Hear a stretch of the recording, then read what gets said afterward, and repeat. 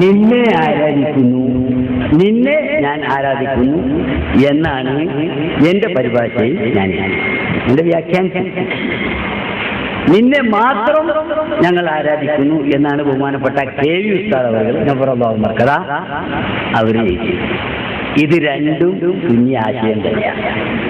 പിന്നെ എന്താണ് വ്യത്യാസം എന്ന് ചോദിച്ചാൽ, നിന്നെ ഞങ്ങൾ ആരാധിക്കുന്നു എന്ന് പറയുന്നിടത്ത് അതിന്റെ പദാർത്ഥം മാത്രമാണ് പരിഗണിച്ചിട്ടുള്ളത്. നിന്നെ മാത്രം ഞങ്ങൾ ആരാധിക്കുന്നു എന്നുള്ളിടത്ത് ഉദ്ദേശാർത്ഥം കൂടി പരിഗണിച്ചു. ഇനി വേറൊരു ചോദ്യം, ഇപ്പൊ ഞാൻ മറുപടി പറയുന്ന സമയമാണ്, എനിക്ക് ചോദിക്കാൻ ചാൻസ് ഇല്ല, എങ്കിലും സാന്ദർഭികമായിട്ട് ഞാൻ പറയട്ടെ. ബിസ്മില്ലാഹിർ റഹ്മാനിർ റഹീമിന്റെ അർത്ഥം എന്താ? കാരുണ്യകനും കരുണാവാരിധിയുമായ അല്ലാഹുവിന്റെ തിരുനാമത്തിൽ, അല്ലേ? അങ്ങനെയല്ല അർത്ഥം? എല്ലാവരും പറയുന്ന അർത്ഥം തന്നെയല്ലേ? തിരുനാമത്തിൽ മാത്രമാണോ അതല്ല വേറെ ആരുടെങ്കിലും നാമം അവിടെ നമ്മൾ ചേർക്കുന്നുണ്ടോ? അല്ലാഹുവിന്റെ തിരുനാമത്തിൽ മാത്രം, അല്ലേ? സംശയമുണ്ടോ? സംശയമുണ്ടോ ആർക്കെങ്കിലും? അല്ലാഹുവിന്റെ തിരുനാമത്തിൽ മാത്രം, അല്ലേ?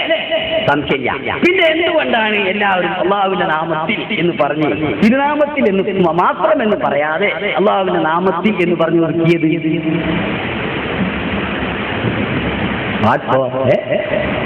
എന്തിനാ അങ്ങനെ ചെയ്തത്? അപ്പൊ പദാർത്ഥത്തിൽ മാത്രം ഇല്ല, യഥാർത്ഥത്തിൽ മാത്രം ഉണ്ട്. അത് തന്നെ ഇയ്യാക്കനാകുന്നില്ല. പദാർത്ഥത്തിൽ നിന്നെ മാത്രം എന്നില്ല, യഥാർത്ഥത്തിൽ നിന്നെ മാത്രം ഉണ്ട്. കണ്ടു ശരി കേട്ടോ? പദാർത്ഥത്തിൽ മാത്രം ഇല്ല, യഥാർത്ഥത്തിൽ മാത്രം ഉണ്ട്. അപ്പൊ ഞാൻ പദാർത്ഥത്തെ പറയൂ, യഥാർത്ഥം പറയാറില്ല, അല്ലേ? അല്ലർത്ഥം?